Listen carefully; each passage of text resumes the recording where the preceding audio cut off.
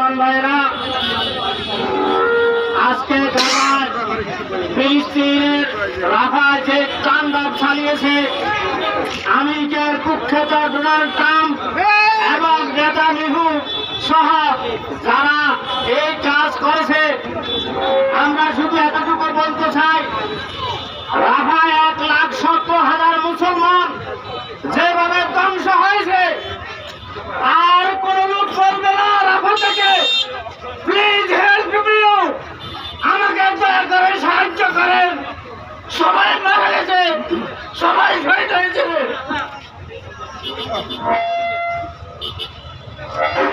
আর শেষ হয়ে গেছে আমাদের।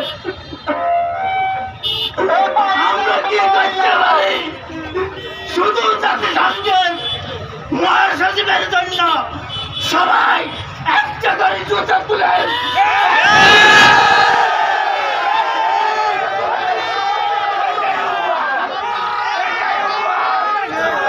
আমেরিকার প্রেসিডেন্টের জন্য একটা করে জুতা তুলেন।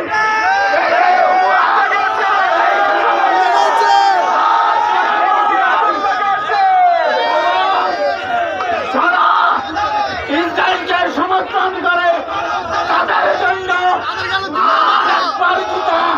প্রদর্শন করেন। আমাদের আর কিছু করার নেই।